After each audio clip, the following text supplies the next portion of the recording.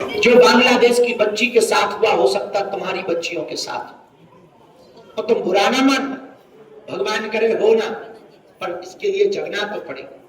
धर्म का मतलब पूजा पाठ या घंटी बजाना भर नहीं है। धर्म का मतलब ये भी है कि अधर्म के खिलाफ आवाज उठाना।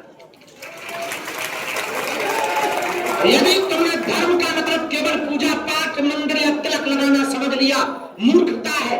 धर्म का मतलब मानवता पर दया करना, धर्म का मतलब सबको गले लगाना।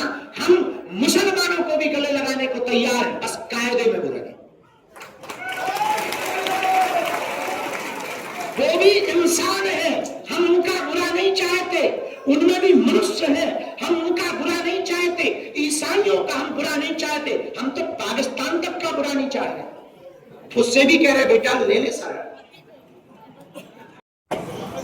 पिछली बार की पदयात्रा से जो जो सीखा है उसकी तैयारी कर रहे, तो हमारे साथ सुबह चलना प्रारंभ करना है, आगे नहीं निकलना है। पूरी पदयात्रा में हम किसी के घर पर या किसी के भवन पर या किसी आश्रम में नहीं ठहरेंगे। जहां आप लोग ठहरेंगे वहीं हम एक कमरा बनवा करके ठहरेंगे। वाह। पूरी पदयात्रा में रात्रि में संगीत कार्यक्रम है, यदि जग सको तो जग सकते हो। इस पदयात्रा में भक्तों का समुदाय ज्यादा से ज्यादा आना चाहिए, देश को बचाने के लिए, यमुना माता को बचाने के लिए, हिंदू राष्ट्र को बचाने के लिए, बनाने के लिए, हिंदुओं को बचाने के लिए। इसलिए वृद्ध और बीमारों को यात्रा में नहीं आना, ताकि किसी भी प्रकार से भक्त देशद्रोही सामने लाया जाए।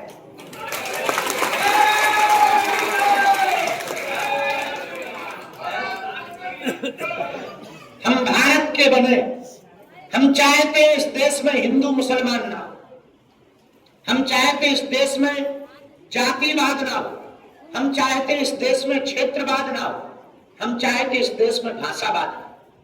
बुरा ना मानना, किसी को लग भी जाए तो हमें सॉरी नहीं बोलना है।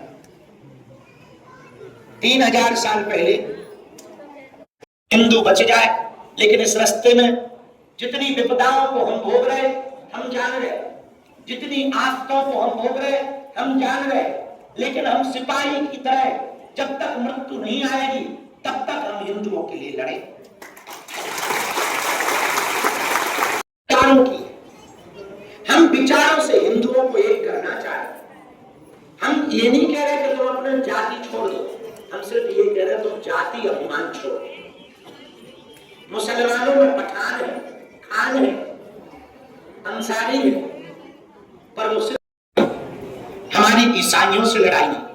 वर्तमान में तो जो हम लड़ाई लड़ रहे हैं वो हिंदुओं से ही लड़ रहे, जिनको सेकुलरिज्म का कीड़ा काटा। इसलिए आज हम बात पूछने आए थे दिल्ली। कल हमने वृंदावन में भी संतों के पास पूछने ही गए थे, क्या हमें ये पदयात्रा करनी चाहिए? शास्त्री जी का लिख लो। और रामलीला मंडल तुम्हारा ही है, चलो पेन कागज निकालो। मयूर विहार वाले चलो लिखो। अब चूक ना जाइयो, प्रभारी जी के साथ सुंदरकांड मंडल की अभी बाद में फिर बैठक होगी। सबके नाम, नंबर, सब तक संदेशा और सबके कार्य।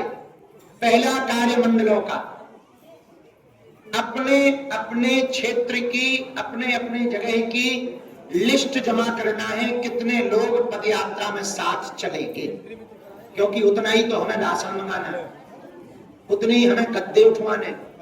भाई हम पाकिस्तान से कह रहे हैं कि मोदी साहब टेंशन ना लो, विलय कर दो, हमें क्या दिक्कत है भाई, घर वापसी कर ले आजा। मतलब 47 में अलग होगा तो वापसी कर लो। अब देखा आखिर बाप के पास ही आता, कहां जाएगा? इतना बड़ा दिल किसका होगा जो पूरे देश को कह देंगे आ जा? ये सनातन का ही इतना बड़ा दिल हो सकता है। मैम इधर घूम के फोटो खींचिए। गुरुजी देखिए, के लिए लगभग 20,000 सेवादारों की आवश्यकता है। 20,000 उसकी तैयारी चल रही है। आप यदि सेवा करना चाहो, आपका मंडल सुंदरकांड मंडल या दिल्ली मंडल या फिर रामलीला मंडल या फिर ग्रेटर नोएडा वाला मंडल या मंदिरों वाला मंडल या फिर जो है बुंदेलखंड मंडल कोई एक सेवा लेना चाहे तो अपना नाम, अपनी व्यवस्था की जिम्मेदारी आप इनको बता सकते हो, उसका कार्ड बना करके चाय वितरण की राम सरकार की जय, बालाजी महाराज की जय। कहते हैं कि संत मिलन को जाओ तब ममता अभिमान, जो जो पद किन्नर अखाड़ा। वाह क्या बात है, बहुत बहुत आपको साधुवाद। और हम अपेक्षा करेंगे आपसे कि आपकी पूरी टीम बैठना चाहेंगे, कल को इधर इधर और फिर किन्नर अखाड़ा आगे निर्मल बंधन से बंधारा, मोह कपट छल छिद्र बाबा। महाराज जी का जो विशाल हृदय है, सभी लोग अधिक से अधिक संख्या में इस कार्यक्रम में सम्मिलित हो और यात्रा को भव्य बनाए और सनातन हिंदू राष्ट्र को बनाने के लिए दूर बनाए।